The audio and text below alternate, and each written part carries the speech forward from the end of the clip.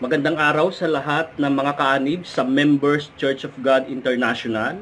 Sa mga hindi nakakakilala sa akin, ako ay si Alfie Angeles, dating kaanib sa Andating Daan. Sa mga kaanib sa Iglesia ng Diyos kay Kristo Jesus, haligi at saligan ng katotohanan sa bansang Pilipinas Incorporated. Hindi po ako nabautismohan sa MCGI. In fact, kaanib na po ako sa Andating Daan, hindi pa inirerehistro ang MCGI. At gaya ng inyong yumaong leader, ako din ay nanggaling sa Iglesia ng Diyos kay Kristo Jesus, haligi at suhay ng katotohanan na pinangasiwaan ni Ginoong Nicolas Antipoda Perez. Yung tiyuhin ng aking hipag ay ministro ng haligit suhay. Ibig sabihin, yung likaw ng bituka ng samahang Andating Daan ay alam na alam ko yan.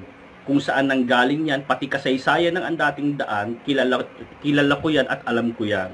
Na itong samahang ito ay nakilala dahil sa giting ng paninindigan sa kanilang doktrina na minana niya noon kay Ginoong Nicolas Perez, na after ng ilang panahon ay unti-unting nagbago. Nakilala ang Andating Daan sa magiting na pagtatanggol ng kanilang aral. Pero kamusta naman ngayon ang Andating Daan sa pangangasiwa ni Kaka, Mr. Daniel Rason? Dati, nasaan na yung yabang ninyo na sinasabi nyo na kahit sinong ministro, sinong pastor, sinong manggagawa, walang inaatrasan ng inyong samahan? Nakamusta na yung ganun ninyong pagyayabang noon? O palibasa patay na si Mr. Eli Soriano. O bakit ang debate noon ay ang debate nyo ngayon ay naging naging mabuting gawa, hindi na yung taltalan ng kautusan. Ang debate ngayon ay mabuting gawa na.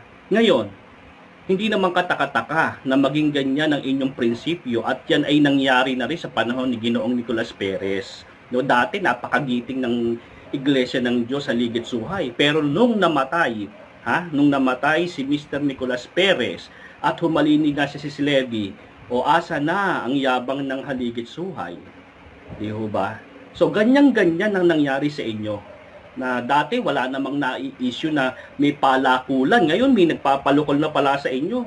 Naging Church of Acts na kayo. Hindi na kayo Church of God. O kamusta naman? Ang balita ko, ang mga miyembro pa ang mas matatapang kaysa kay Mr. Daniel Rason. Mga miyembro daw, sabi ng isang miyembro, ilabas daw ang Papa sa Roma. Yung inyong Kaka, yung inyong presiding leader, ni hindi nga makalabas para tanungin. Meron na ba kayong live program na hinost ni Mr. Daniel? Meron na ba kayong program na itanong mo kay Rason, Biblia isasagot? Wala.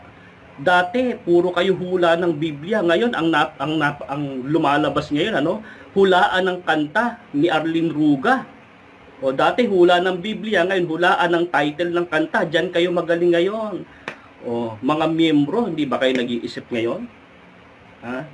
Sa mga nagtatanong anong karapatan kong magsalita, dati ako nagmamanggagawa diyan sa inyo. Dati akong Vice President ng KKTK, naging area leader, naging guro sa KNC.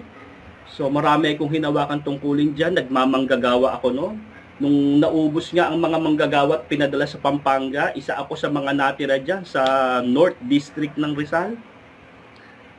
Kaya sana yung mga mayayabang na miyembro, bago kayo magmayabang, patunayan nyo muna na kayang humarap ng leader ninyo, na si Mr. Daniel Rason.